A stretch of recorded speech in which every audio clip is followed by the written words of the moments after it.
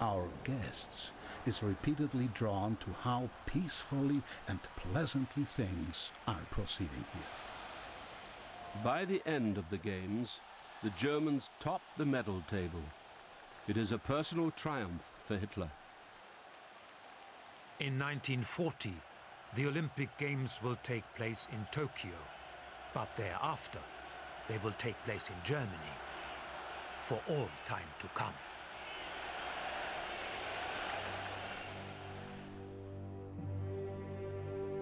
Three weeks after the Olympic Games, Hitler welcomes David Lloyd George, Britain's former Prime Minister, to the Berghof, his mountain home in Berchtesgaden, Bavaria. At Hitler's side is his interpreter, Paul Schmidt. Hitler was delighted with this visit from the world-famous statesman. We sat at a table near the window. He began to speak with excitement of his experiences as a humble soldier during the Great War. "I often faced the English," he said. Lloyd George is so impressed by Hitler, he publishes his thoughts in the Daily Express. The idea of a Germany intimidating Europe forms no part of Hitler's new vision. The Germans have definitely made up their minds never to quarrel with us again. As Lloyd George leaves, Hitler presents a secret memo to his ministers. The world is moving towards a new conflict.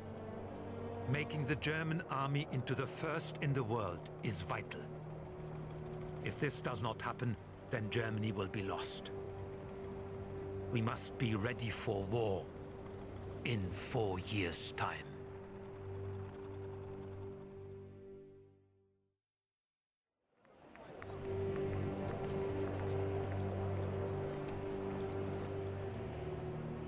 July the 18th, 1937.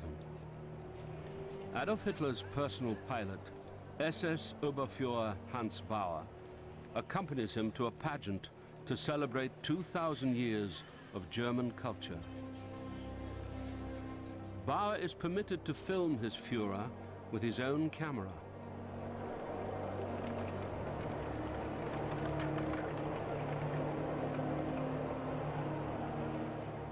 "14-year-old Ingeborg Weber." The 4 years the Führer asked for to fulfill his promises are up. What great things he has achieved. The communists have disappeared from Germany. There is no unemployment. The Führer has given us back our self-respect.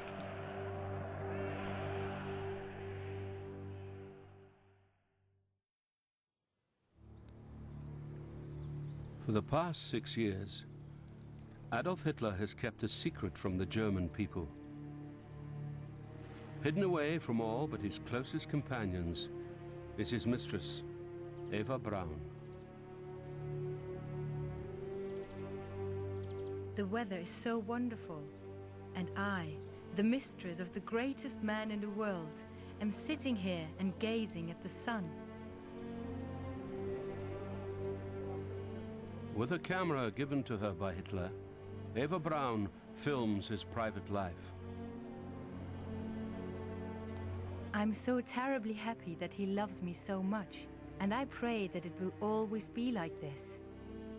He has had a head full of politics all this time, but surely it is time he relaxed a little.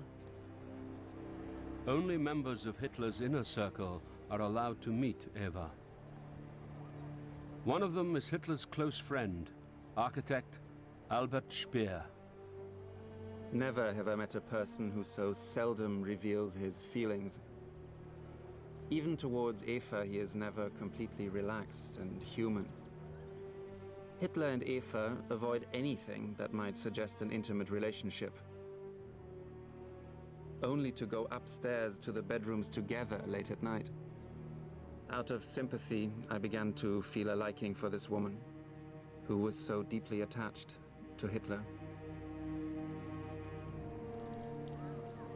25-year-old Eva is from a traditional Catholic family. When Hitler provides Eva with a flat of her own, her father writes a letter.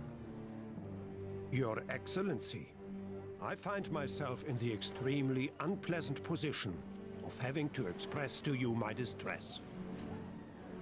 I believe the parent supervision of the children until they get married is a sacred principle. This is my code of honor. Please advise her to return to her family. Yours, very respectfully, Fritz Braun. Eva intercepts the letter. It will never reach the Führer.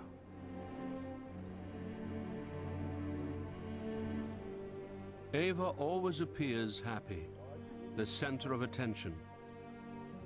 But the only surviving fragments of her diary reveal a different story. When he says he loves me, it only means he loves me at that particular moment. Like his promises, which he never keeps.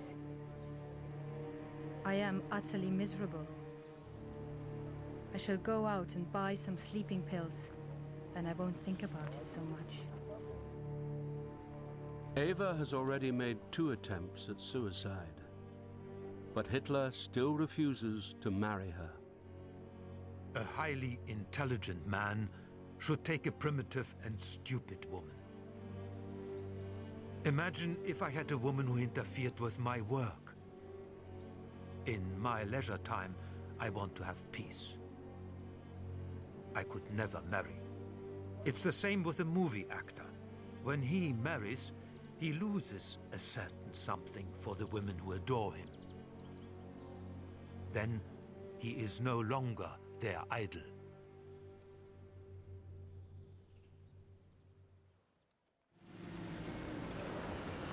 September the 28th, 1937. The people of Berlin are preparing for a state visit from Italian dictator Benito Mussolini. Hitler is building a new military alliance in Europe. We do not intend in rearming Germany to create an instrument of military aggression, but on the contrary, exclusively for defense and the maintenance of peace.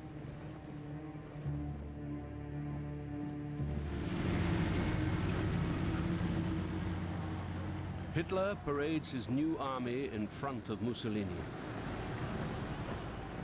Accompanying the 2 dictators is Hitler's interpreter, Paul Schmidt. I had ample opportunity of observing the 2 of them. Hitler's voice was rough and often hoarse. Sometimes his eyes blazed. His laugh always had a flavor of sarcasm.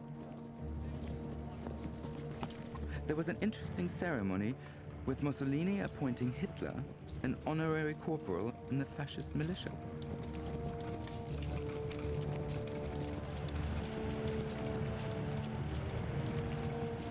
Hitler has also signed a pact with Japan. With his new axis of power in place, he is ready to make his next move.